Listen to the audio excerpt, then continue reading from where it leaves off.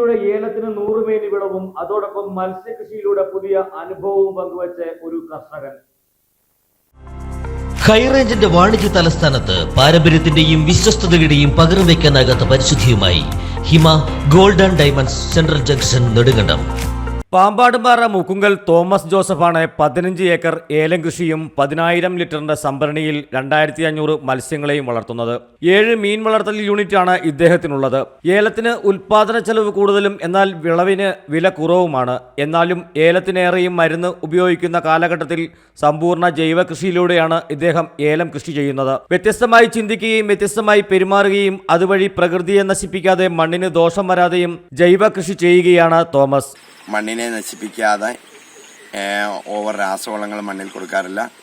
അതുപോലെ ഞാൻ ചെയ്യുന്നത് നല്ല എല്ലുപൊടി, വർഷങ്ങളായിട്ട് എല്ലുപൊടി നന്നായിട്ട് കൊടുക്കും. അതുപോലെ ഡയറ്റോമേറ്റ് എന്ന് പറഞ്ഞൊരു പ്രൊഡക്റ്റ് ഉണ്ട്. പണ്ട് കാലത്ത് ഭൂമിയുടെ അടിയിൽ പെട്ടുപോയ ഒരു ഏകകോശ ആൽഗയുടെ ഫോസിൽ പാറയായിട്ട് ആ പാറ പൊടിച്ചെടുക്കുന്ന, അതായത് സിലിക്കോൺ പൗഡറിൻ്റെ വേറൊരു ഫോമാണ്. ഇന്ത്യയിൽ കിട്ടുന്ന ശരിക്കും പറഞ്ഞാൽ ഇത് മലേഷ്യയിൽ നിന്ന് ഇമ്പോർട്ട് ചെയ്യുന്നതാണ്. ഈ ഡയറ്റോമൈറ്റും ബോൺമീലും അടിസ്ഥാന വളമാക്കി മാത്രമാണ് ഞാൻ മുന്നോട്ട് പോകുന്നത്. എൻ്റെ ചെടിക്ക് ഉണക്കിനെ പ്രതിരോധിക്കുവാനും അതുപോലെ ന്യായമായിട്ടുള്ള പ്രൊഡക്ഷൻ തരുവാനും കഴിയുന്നുണ്ട്. പിന്നെ ഞാൻ കൺസൾട്ട് ചെയ്യുന്ന കുറച്ചേറെ ഫീൽഡുകളുണ്ട്. അവർക്കും അടിസ്ഥാന വളമായിട്ട് ഈ ബോൺമീലും ഈ ഡയറ്റോമൈറ്റും മാത്രമാണ് ഞാൻ കൊടുക്കാറുള്ളത്. പിന്നെ ആവശ്യമില്ലാത്ത പെസ്റ്റിസൈഡ്, ഫ്യൂർഡാൻ, ഫോറേറ്റ് അങ്ങനെയുള്ള യാതൊരുവിധ പെസ്റ്റിസൈഡുകൾ നമ്മൾ സോയിലിൽ കൊടുത്ത് നമ്മുടെ കീടങ്ങളെയും മിത്രകുമിളുകളെയും ഒന്നും കൊല്ലുന്നില്ല. അതുപോലെ തേനീച്ച നശിപ്പിക്കുന്ന ഒരു മോളിക്യൂൾസും നമ്മുടെ ഒരു കസ്റ്റമേഴ്സിനും നമ്മൾക്ക് റെക്കമെൻഡ് ചെയ്യാറില്ല. അങ്ങനെ എല്ലാവരും വളരെ ഹാപ്പിയാണ്.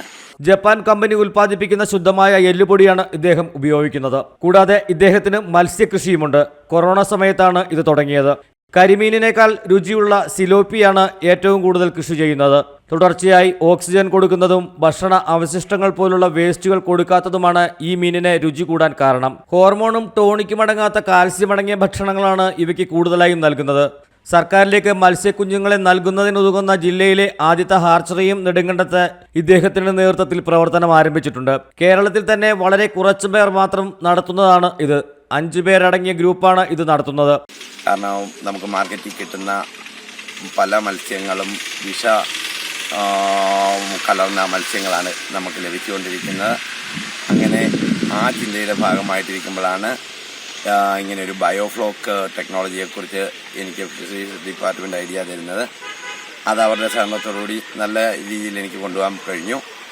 അപ്പോൾ പിന്നെ എനിക്ക് നമ്മൾ മാർക്കറ്റ് ചെയ്യുന്നൊരു സംഭവം നമ്മൾ ചെയ്ത് സക്സസ് ആക്കി മറ്റുള്ളവരെ കാണിച്ച് ചെയ്യണം എന്നുള്ളൊരു ഐഡിയ ഉള്ളത് കൊണ്ട് ഞാനിങ്ങനെ മത്സ്യകൃഷിയെക്കുറിച്ച് നമ്മുടെ കുറച്ച് സുഹൃത്തുക്കളുമായിട്ട് ഷെയർ ചെയ്യുകയും അതിൻ്റെ ഫലമായിട്ട് അവരെല്ലാം അത് പോസിറ്റീവായിട്ട് എടുക്കുകയും 5 കൊല്ലമായി തുടങ്ങി വെച്ചൊരു പരിപാടിയാണ് ഈ മത്സ്യക്കുളങ്ങളും ഈ ഹാച്ചറി യൂണിറ്റുമെല്ലാം. എൻ്റെ ഐഡിയ അവർ 2 കൈയും നീട്ടി സ്വീകരിക്കുകയും എല്ലാവിധ സപ്പോർട്ടും അവർ ചെയ്യുകയും ചെയ്തു. അങ്ങനെ മത്സ്യ വളർത്തലുകാർ പലരും ആലപ്പുഴയിൽ നിന്നും മറ്റുമാണ് ജില്ലയിൽ മത്സ്യക്കുഞ്ഞുങ്ങളെ കൊണ്ടുവരുന്നത്. ഇവ മിക്കവയും ഇവിടെ എത്തുമ്പോൾ ചത്തുപോകാറുമാണ് പതിവ്. അതിൽ നിന്നും വ്യത്യസ്തമായാണ് ഇവിടെ തന്നെ മത്സ്യക്കുഞ്ഞുങ്ങളെ ഉൽപ്പാദിപ്പിച്ചുകൊണ്ട് മുക്കുങ്കൽ തോമസ് ജോസഫ് വ്യത്യസ്തനാകുന്നത്. News desk AM news network, Idukki. കുഞ്ഞിളം ചിരിക്കായി കുന്നോളം കരുതലേകാൻ ബേബി ഹഗ്. കുട്ടികൾക്ക് മാത്രമായുള്ള കുട്ടികളുടെ ലോകം ഇനി നെടുങ്കണ്ടത്തിന് സ്വന്തം. ബേബി ഹഗ്, കോടതി ജംഗ്ഷൻ, കിഴക്കേ കവല, നെടുങ്കണ്ടം.